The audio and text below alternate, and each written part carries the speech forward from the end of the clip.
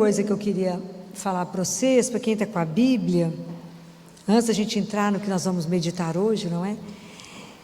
No domingo, a primeira leitura de domingo, que foi livro do primeira leitura dos Reis, é uma oração antiga, todo mundo conhece, que é a conversa de Salomão com Deus. Imagina, Salomão era filho de Davi, ele tinha mais ou menos 17 anos e herdou ser rei de todo o povo de Israel. Isso era uma coisa louca. Então ele dorme e no sonho Deus vai visitá-lo. Pergunta para ele: o que você quer, Salomão? Você já parou para pensar se Jesus chegasse diante de você agora e perguntasse: o que você quer? A resposta de Salomão foi encantadora. Ele falou: eu preciso de um coração sábio, eu preciso de inteligência, eu preciso de sabedoria para guiar seu povo, que é numeroso demais. Ele não pediu dinheiro, ele não pediu vida longa, ele não pediu que matasse os inimigos, não pediu riqueza. Essa oração agradou tanto a Deus que ele falou: mas eu vou te dar um coração e uma inteligência que nunca vai ter, nem antes de você, nem depois de você. Nunca mais se ouviu dizer em alguém tão sábio quanto Salomão. E mais eu te dou o resto. Nunca existiu um rei tão rico quanto Salomão. Não fala assim? Nunca ninguém vestiu tão, nem Salomão, alguém vestiu tão lindo como Salomão. O luxo, a riqueza de Salomão, tudo Salomão teve, porque ele fez a oração certa. Então as pessoas falam assim: mas eu queria pedir a Deus sabedoria. Como é que faz para pedir a Deus sabedoria? Está na Bíblia? Alguém conhece? Está na Bíblia isso? Está ou não? Está aonde?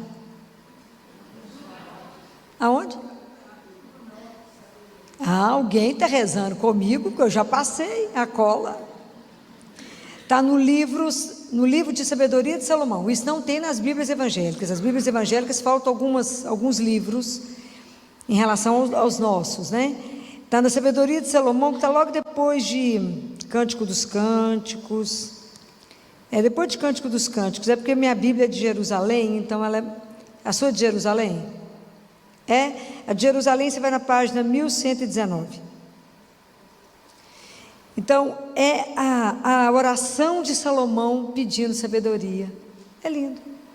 Deus de nossos pais e Senhor de misericórdia, que tudo fizeste pela vossa palavra. É lindo, ele pede a sabedoria. Então, é uma oração para rezar todo dia. Então, vocês ficaram tão encantados com a oração de Salomão. Estou trazendo aqui para vocês a oração que vocês podem fazer todo dia. Eu pulo os versículos que fala... fizeste-me rei, não sou nada disso, eu pulo os pedaços, falo naquilo que é prático e rezo essa oração. A oração é belíssima, é lindo, que fala que a sabedoria vai, ela que tudo sabe e compreende, prudentemente me guiará em minhas ações e me protegerá com a sua glória, e minhas obras serão assim, bem acolhidas, né? Fala aquilo, é linda essa oração. Acharam? Está no Amém, na Misericórdia, acharam? Então tá, então isso é uma coisa para vocês poderem, para vocês terem, né? Para quem quiser ler, quiser conseguir a sabedoria. E a outra coisa que eu trouxe para vocês, que a gente vive num mundo hoje que pecado não existe, não é assim? Você fala em pecado, o pessoal fala: o quê? Que negócio que é esse? Nem existe essa palavra mais. Mas existe um livro que porque o pecado ele é muito bem descrito na Suma Teológica de Tomás de Aquino. Mas as Sumas Teológicas de Tomás de Aquino, aquela luta. Mas esse autor aqui, ele fez um compilado de Tomás de Aquino, os 7 pecados capitais. E aqui ele explica quem são as filhas do pecado, a mãe e o pai do pecado, a luta. Vocês vão cair duro, comentar das coisas, vocês vão ler. Mas é importante que você precisa ler. Ele fala desde São Gregório Magno. Vocês vão descobrir que Gregório, antes de ele ser papa, ele foi prefeito de Roma. Olha que legal. Tá bacana, de um pai muito rico. Por que ele virou Magno? Por que ele é um papa Magno? A gente não sabe de nada, né? Fala São Gregório Magno, não sabe nem o que está falando, né? Bom para estudar. Então, vocês vão gostar de ler, porque é tudo muito explicado, porque a lista de São Gregório dos pecados, que era papa, de São Tomás, e eles vão explicando, ele explica capítulo por capítulo. Então a gente precisa ler, precisa ter conhecimento para poder ensinar, para aprender, para viver bem e para ajudar os irmãos que não leem nada, não é assim? Porque tem uma turma que não lê nada, né? Então a gente precisa ajudar uns aos outros. Então esse livro, a Paty tirou foto, né, Paty? Você põe aí na internet, né? Para o pessoal. E, então, porque é tudo baseado em São Tomás de Aquino. Se não fosse tão sério, eu não passaria para vocês, tá bom? E o outro livro, o que significa Filoteia? Filoteia é a alma que ama a Deus. Então no livro ele descreve assim: Filoteia, faz isso assim, assim. Quer dizer, alma que ama a Deus, faça isso. Esse livro não foi escrito para padre, foi escrito para leigo. Esse livro é para nós, para nos ensinar a caminhar. Fácil demais. Facílimo livro. Mas a gente tem que caminhar, ok? A nossa caminhada espiritual não é uma brincadeira. Então você tem que começar a levar a vida mais a sério, ok? Então esse livro é um livro bacana. É um livro assim, para você ler, reler. Esses livros densos, né? A gente não consegue pegar e ler de ponta a ponta. Você lê um pedaço, vai meditar uns dias, depois lê outro pedaço, medita tudo, é assim. Como é que é? É muita informação. Isso, principalmente porque a gente não tem treino, né? Porque tudo que eu estou trazendo aqui para vocês é uma outra linguagem, é abrir um outro universo. É essa consciência que a gente precisa desabrochar em nós, né? Então tem que colocar vocês a caminho, né? À medida que eu vou caminhando, eu vou empurrando vocês também. Vambora, né? Vou andando, porque, né? Tem que pôr vocês para ler. E nada assim, só gente boa, porque Tomás de Aquino, São Francisco de Sales, é só gente de peso. Só gente de muito peso. São Tomás de Aquino, eles acham que ele pegou a inteligência de todos os padres do deserto junto, que é uma coisa surreal. E depois que ele escreveu toda a Suma Teológica, eu tenho toda a coleção dele lá em casa, e queria queimar, porque achou que não valia de nada. Quantos séculos, 6, nós estamos pelejando até hoje para entender Tomás de Aquino. Eu já estou bem inteligente, né? Então esses livros, é livro para se ter, não precisa ter pressa, né? Então você imagina que tem um capítulo aqui que ele fala só sobre a Santa Missa, como é que a gente deve ouvir a missa. Falei para nós, tá? Vamos ler. E aí hoje quero fazer uma reflexão com vocês de Mateus, capítulo 13, versículo 44 e 45. O reino dos céus é semelhante ao tesouro escondido no campo. Um homem o acha e torna a esconder, e na sua alegria vai, vende tudo que possui e compra aquele campo. O reino dos céus é ainda semelhante ao negociante que anda em busca de pérolas finas. Ao achar uma pérola de grande valor, vai, vende tudo que possui e a compra. Palavra da salvação. Aproveitar que a gente é pouquinha gente, né? Quando a gente escuta, vocês escutaram, vocês foram à missa, tenho certeza. Quando vocês escutam isso, o reino de Deus é semelhante a um homem, a um tesouro escondido no campo. O homem acha o tesouro, então está errado, porque ele acha o tesouro e esconde de novo. Você fazer isso? Você fazer isso? E? O que é esse tesouro? E o que é essa pérola? Vocês escutaram isso, foram para casa do mesmo jeito que entraram na igreja ou pensaram no assunto? De verdade. De verdade. Se a palavra de Deus não entrar no meu coração e não fizer disso vida, serviu para quê? Para nada. Ok? A palavra de Deus tem que gerar em mim vida.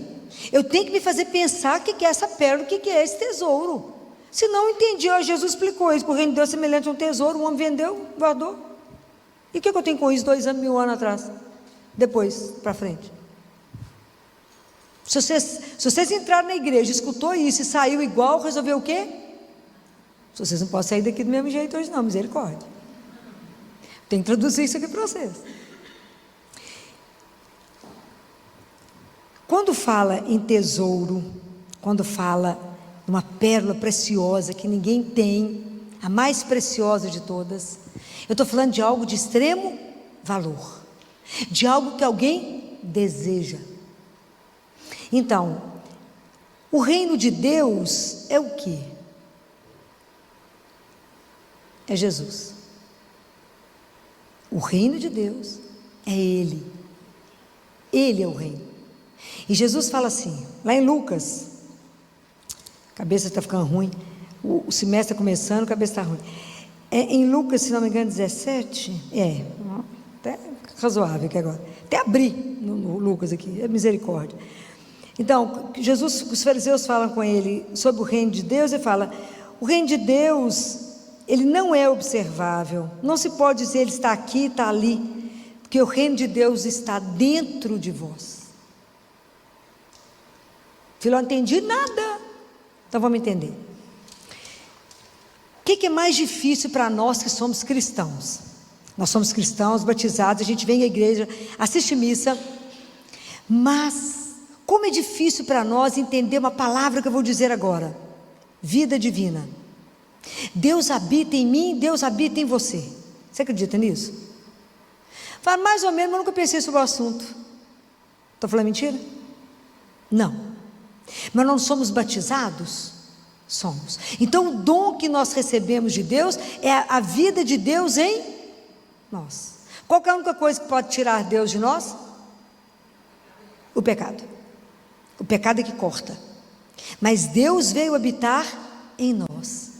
Então, mesmo nós sendo católicos, cristãos, batizados, crismados, fazemos um monte de retiro, a nossa vida espiritual, pensa nessa imagem que eu vou dizer agora, lembra do mar, e pensa em uma madeira boiando. A nossa vida divina é assim, a nossa vida, quando fala em vida divina, ela está na superfície, eu não mergulho, compreenderam? Mas não é exatamente essa imagem? Não, sou cristão, sou católico, mas o que isso faz de diferença na sua vida? De verdade, muito pouco. Então nós estamos vivendo como se a gente fosse pagão batizado. É grave. Estou falando mentira? Não, mas estou falando isso para sacudir mesmo. Nós estamos vivendo mais ou menos como pagão batizado, porque a gente de verdade, a gente não pensa na vida divina, a gente não pensa que de verdade Deus habita, a gente não pensa. Quando Marta, Lázaro tinha morrido, Jesus chegou na casa de Marta, Marta foi encontrar com ele do lado de fora, e depois foi atrás de Maria e falou o que com Maria? O mestre está aí e te chama. Deus nos chama o dia inteiro. A gente fala, se tivesse lá igual Maria, Jesus chamando, ele está te chamando o dia inteiro. A gente não escuta, porque a gente não presta atenção. Nós somos assim. Deus veio ao encontro da samaritana, e quando ele veio encontrar com a samaritana, que ele sentou na borda do poço, era a hora sexta. Hora sexta quer dizer a hora que eu vou me transformar, a hora que eu mudo na minha vida, que eu tomo uma atitude, se torna a hora sexta. Mas Jesus não veio só na hora sexta, nem na hora décima, ele vem a todo momento nos chamar. Como ele sabe que a gente não pode ficar aqui o dia inteiro de pendurado no pé dele, ele fez do nosso coração um sacrário. Compreenderam? Deus fez do nosso coração um sacrário para que ele possa vir conversar conosco. Então, como é que se resume a nossa vida de cristão? Nós rezamos, muitos de nós conseguimos ir à missa pela manhã, rezamos, ou fazemos as orações pela manhã, e depois vamos trabalhar. Então a nossa vida, ela é em partes, ela fica despedaçada, porque nós pensamos em Deus naquele momento, e passamos o resto do dia sem pensar nele. Eu estou falando mentira? Então aquele hóspede está dentro de mim, sendo cuidado? Não. Olha o que Jesus fala para uma mística, porque é o que nós fazemos. Nós recebemos a Eucaristia e dispersamos, não é? A gente vigia quem está comungando, ou vai para trás de Nossa Senhora, recebe o Senhor, ou vamos embora, ou pegamos o celular. Jesus fala assim: quando você está dentro da sua casa e recebe uma visita importante, que está sentado na sala. Você vai para a janela ver quem está passando? É assim que a gente faz na hora da Eucaristia. A gente recebe Jesus e se dispersa. É o hóspede divino, é Deus vivo. Estou falando alguma mentira? Não, não estou. O povo até ajoelha, mas fica com o olho aberto procurando ver os outros comungando. Aonde que concentra naquele que está com você? Não concentra. Então a gente dispersa. A gente tem que falar com ele: Senhor, não vou deixar só embora, permaneça comigo, me ajuda a permanecer com o Senhor. É assim. Então hoje, a forma como a gente trata Deus, às vezes a gente até recebe, mas a gente ignora. Deus fica num canto. Ele não tem o privilégio de ser aquele que eu falo com ele várias vezes, ou que eu me lembro dele, ou que eu faço as coisas por causa dele. Eu estou falando alguma coisa errada? Ele não está dissociado? Eu rezo e depois eu vivo a minha vida como se Deus não fizesse parte.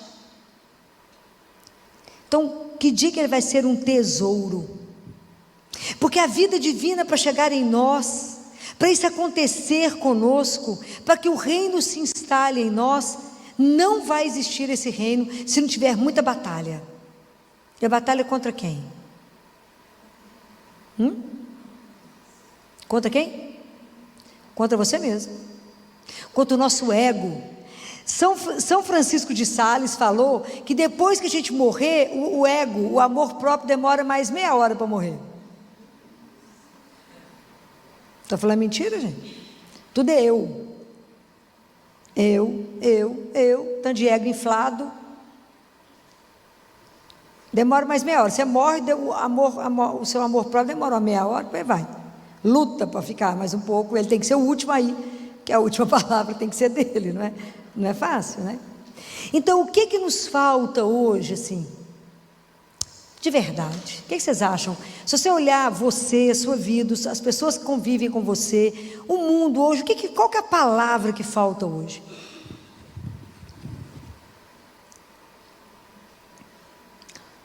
É o recolhimento. Porque para que essa vida divina, até que eu tome consciência, encontre esse tesouro e vou com alegria. Como é que Jesus é terrível? O que ele fala na alegria? Sabe o que São Tomás de Aquino fala disso? Porque ele fala que a alegria é o primeiro efeito do amor e da entrega. Porque quando você ama, você descobrir Jesus profundamente e amá-lo, você se entrega. É o primeiro efeito do amor, né? A alegria, quando a gente está apaixonado, ficou retardado, rindo. Não é mais ou menos assim? Quando você imagina, quando você tiver, tomar consciência desse amor de Deus, é uma coisa louca na nossa vida. Então a alegria é o primeiro efeito do amor. Por isso que a gente, ele vai com alegria e vende tudo que possui. O que você está precisando de vender, né, na sua vida, né? Então, nós, para poder vencermos e termos a vida, esse tesouro dentro de nós, essa pedra preciosa, são 3 caminhos. O primeiro, eu tomar consciência de mim, eu mergulhar. O segundo é descobrir que sou eu e ele, e depois é só ele. Então vamos falar por etapa. Então, falei que nós somos igual uma tábua na superfície. Jesus sempre encontrou com pessoas que ele fez convites e hoje ele está fazendo para nós. Uma dessas pessoas famosas da Bíblia que Jesus falou foi Zaqueu. Desce, Zaqueu, desce, vai para a sua casa que hoje eu vou lá, vou te encontrar. Foi assim? Hoje eu quero estar na sua casa. Desce Zaqueu despencado daquela árvore, e o espaço que ele tinha que fazer era pequeno, que ele tinha que descer da árvore e chegar em casa. Muito bem. Zaqueu saiu de casa para ver Jesus, não foi? Nós saímos de casa muitas vezes não é para ver Jesus, é? Eu estou entediado, vou ver a rua, vou ver a moto meio sozinha, vou bater uma perna no shopping, eu vou fazer outra coisa, menos procurar aquele que já está dentro de mim, né? Então eu saio muitas vezes para ver o movimento da rua, para ver a rua, para ver um tanto de coisa, mas não para procurar. Zaqueu saiu para ver Jesus. E Jesus falou: desce, Zaqueu. entra na sua casa, ou luta. A gente acha que essa é a tarefa mais fácil. No Filó, entrar dentro de mim é facinho, mentira. Coitado do Zaqueu, para sair da árvore e chegar em casa, o tanto de gente que tentou segurar Zaqueu. Zaqueu, você é aquele que ele falou com você? Tanta gente tentou segurar, entreter, reter, distrair Zaqueu. Quantas coisas na nossa vida nos distraem. Por que é tão difícil entrar? Porque eu vou descobrir que tem tanta coisa que me impede. O tanto de coisa que eu vou descobrir que habita em mim. É tão interessante isso que a gente lembra quando José foi procurar um lugar para Jesus nascer. Bateu na porta da hospedaria e não tinha lugar na hospedaria, não é assim? A nossa alma, gente, é igual um albergue. Habita tanta coisa, é tanta gente que frequenta a nossa alma e não tem lugar para Deus. Falei mentira? Não. Não há lugar para Ele.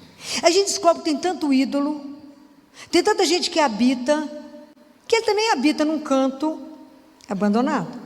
De vez em quando eu lembro que Deus existe.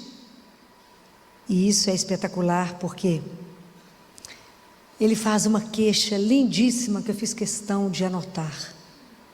Para dessas almas abençoadas que Ele resolve conversar. E isso é de chorar. Porque Ele faz uma queixa. Ele faz assim: quis ser teu hóspede, mas não me abriste a porta, não quisestes me receber. Tive fome e não me deste de comer. Estava em ti, por não te recolheres, não me recolheste. Tinha fome de me dar a ti. Tinha este desejo que não variou desde a noite de quinta-feira santa, de comer a Páscoa perpetuamente contigo, e tu não correspondestes ao meu desejo. Tu não te importastes com a minha fome, não me convidastes à tua mesa. Fome de quê que Jesus tem? De quê? Do seu amor. É fome do seu amor. Tinha sede deste amor que te via desperdiçar pelas criaturas, por tantas criaturas desprezíveis, por vezes até indignas, em todo caso 1000 vezes menos belas que eu. O Criador que sou eu, o amor, e tu zombaste dessa sede, ou nem dela te lembraste. É aquilo que ele fala para a samaritana. Ele chega e quando ele fala para a samaritana, dá-me de beber.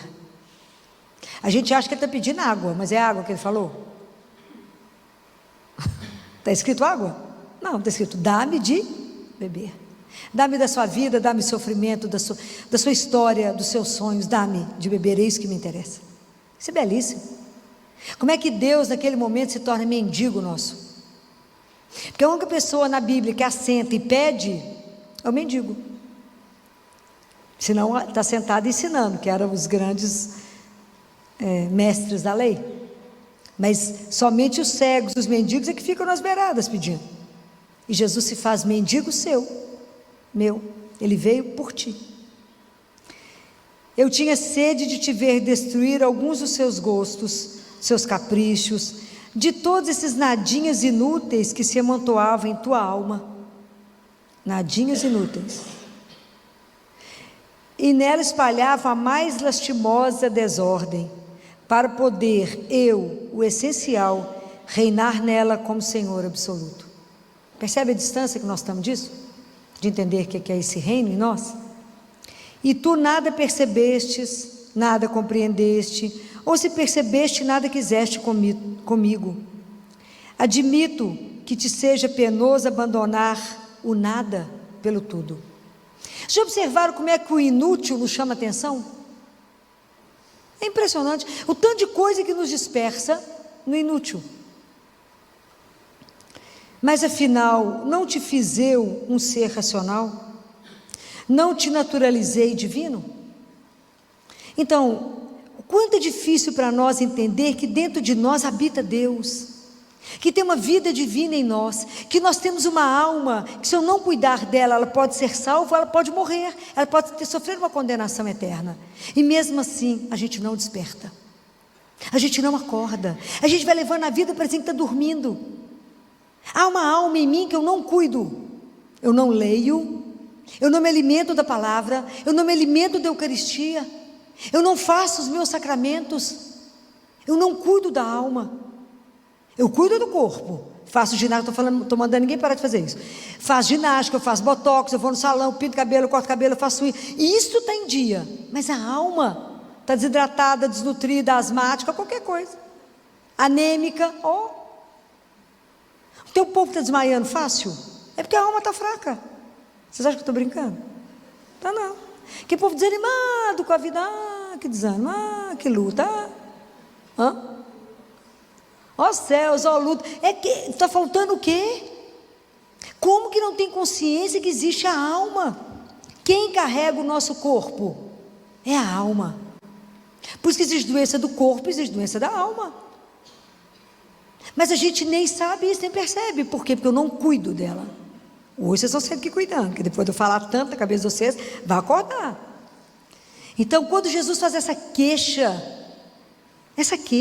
que a gente deixa ele num canto, e ele é a razão da nossa vida, ele é o grande tesouro que eu vou encontrar na vida, ele é o grande amor, aquele que me ama sem igual, ele é a pedra preciosa que o dia que eu encontro, nada mais tem o valor que tem ele.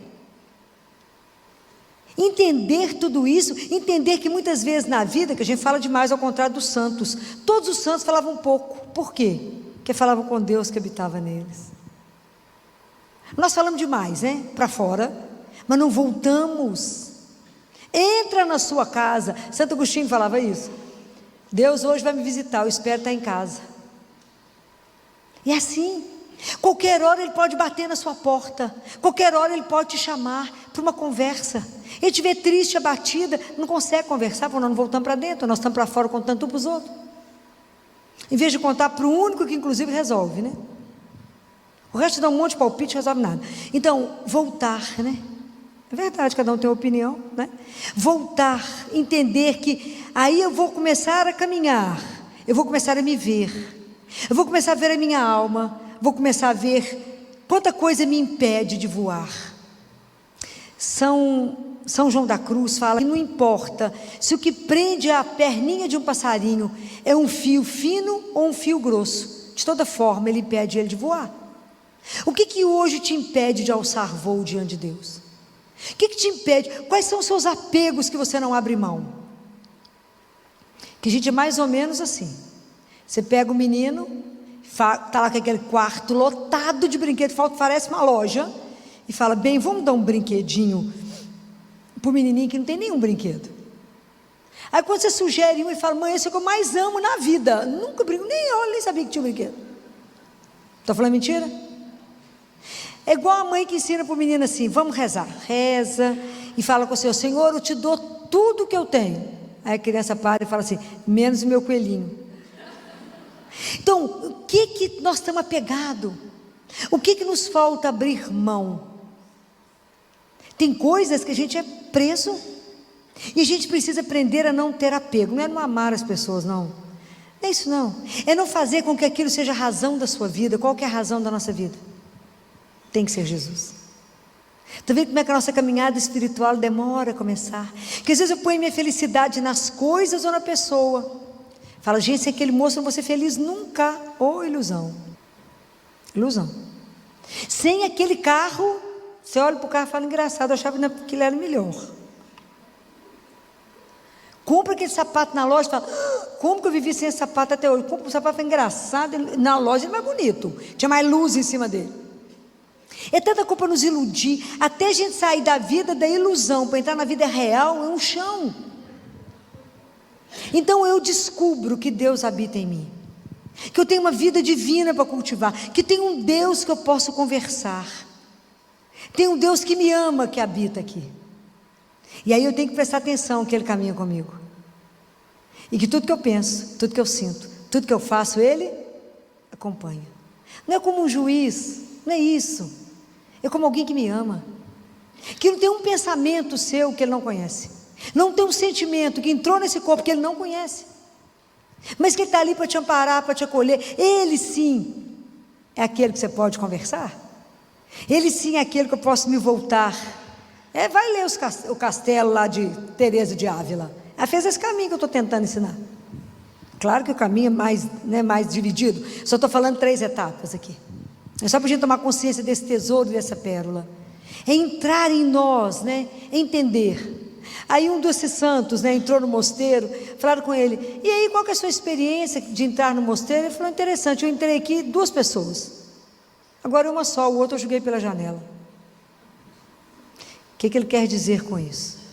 Ele tomou consciência da vida divina que habitava nele, tomou consciência desse caminho, porque quanta coisa eu tenho que matar em mim.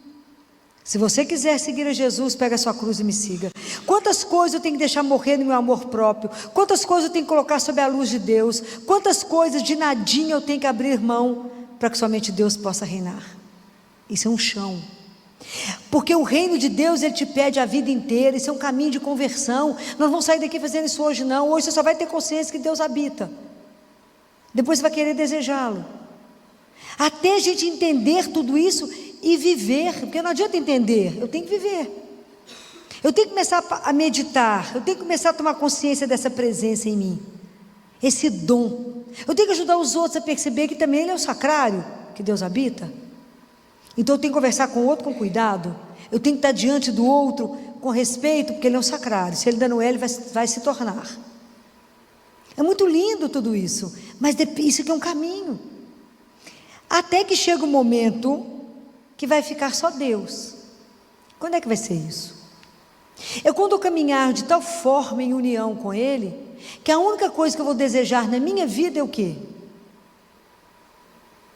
Fazer a vontade dEle. A minha vontade e a dele já é igual. O que Jesus falava do Pai? Eu vim fazer a vontade daquele que me enviou. A única coisa que você almeja é Ele. Nós somos o paraíso de Deus, mas Deus ainda não é o nosso paraíso. Nossa Senhora era o paraíso dele, e Ele era o paraíso dela. Já imaginou quando o dia que a gente aprender a se deliciar com a presença de Deus em nós? Que chão, hein, gente? Que chão. Que chão. O quanto que tudo nos põe para fora, o tanto que tudo nos distrai, o tanto que a gente consegue ficar aborrecido, chateado com o tanto de nada que vai passar e perde aquilo que é essencial. O quanto que as coisas do nosso lado nos trazem, tem o poder de nos destruir, e quanto que aquele que te põe de pé está negligenciado. O dia que eu descobri esse tesouro, é claro que nós não vamos ser igual esse homem da pérola que vende tudo que tem. Nós somos pai e mãe de família, tem casa, tem menino para cuidar. Para cada um Deus tem um chamado.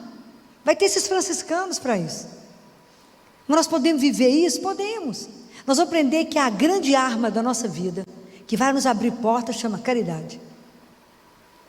De que a gente começar a entender que a gente divide com o irmão, que a gente ajuda o irmão, e isso vai nos abrir portas demais. Entender que Deus habita nele, e que muitas vezes Deus está preso ali, que eu preciso ajudar. Então esse presente de Deus, entender isso, que o reino é o próprio Deus, é Jesus em nós, que Ele está em nós, que Ele é a minha pérola preciosa, Ele é o maior tesouro que eu posso ter na vida. Que o dia que eu descobrir isso, que Ele é a minha maior riqueza, eu vou deslocar a minha riqueza dos bens materiais para a riqueza que é ter Deus em mim. Compreendem? Aí sim eu descobri o meu tesouro, aí sim eu descobri essa pérola sem preço na minha vida. Mas isso é um caminho que ela tem que ter um começo, e o começo é você começar a se perguntar: como é que está a minha vida divina? Como é que está a vida que habita em mim? Qual é a consciência que eu tenho disto?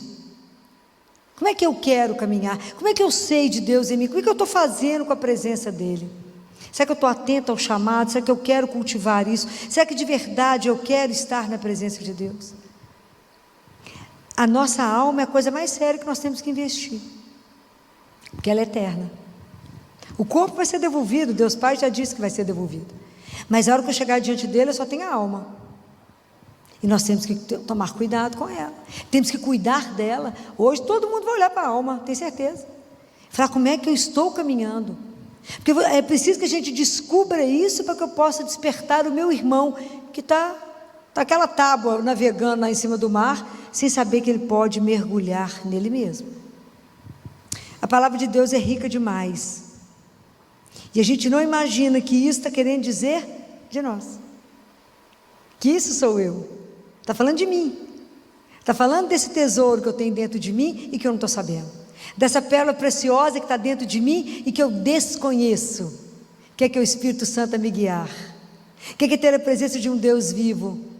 Aquele que guarda os meus mandamentos. Nós viremos a Ele e faremos nele nossa morada. Estou falando alguma mentira? Está tudo na palavra de Deus. Como que a gente demora a despertar para isso, né? Mas o importante é já ter despertado. Entender que eu não sou só carne. Eu não sou só matéria. De verdade, Deus habita em mim. Isso é de uma grandeza, isso é de uma beleza, que a gente ainda não tem a dimensão do que significa isso. Mas para isso a gente está pensando, está meditando, e vamos pedir a intercessão de Nossa Senhora, que é nossa mãe, que teve o privilégio de compreender isso de uma outra forma, e que ela nos ajude, ela olhe para nós hoje e peça a Jesus, para cada um de nós, quais são as graças espirituais que a gente mais precisa, para começar de verdade a viver a vida cristã de verdade, essa vida divina nos incomodar, a estar atento, a não ter a vida despedaçada, a não ter a vida em 2 momentos, mas ter a vida com Deus de forma contínua, várias vezes por dia lembrar dele, pensar nele, conversar com ele, e não deixá-lo abandonado dentro de nós. Vocês vão até sair daqui pensando nisso. Será que eu deixei ele abandonado ou esquecido? De vez em quando fala, oi, você está aí? Com quem você está conversando, minha filha? Pô, doida? Não. Alguém que habita em mim. Isso é uma coisa louca, a gente não tem dimensão disso não, porque é muito grande pensar nisso. Mas é real. Deus faz de nós o seu sacrário. Isso é belíssimo. Que Nossa Senhora hoje, ela peça a Jesus a graça para nós. Ela que foi sacrário vivo, que carregou Jesus 9 meses. Que ela nos ajude em tomando consciência dessa semente que hoje eu estou colocando no seu coração. Estou colocando uma semente. É o reino de Deus, é assim mesmo, vai crescendo. Porque a gente dorme e o reino cresce, não é? Jesus vai trabalhando à medida que eu permito. Fala, entra, Senhor. Vem cear comigo, me ensina, me ajuda. Peça ao Espírito Santo para te conduzir. Fala, Jesus, eu quero ser igual um menino, me dá a graça da infância espiritual. Me dá a mão, me conduz. Eu que sou ignorante do ponto de vista espiritual. Eu quero, de verdade, viver esse dom belíssimo que o Senhor me deu, de colocar em dia minha vida de batizado, que a partir do momento que eu fui batizado, eu recebi esse dom, da presença de um Deus vivo em nós, e que a nossa vida possa revelar para todos aqueles que não sabem, que em cada um de nós, de verdade, Deus habita, esse brilho de Deus em nós, possa não conseguir ser segurado, mas que Ele possa iluminar todos os lugares por onde a gente passar. Louvado seja nosso Senhor Jesus Cristo.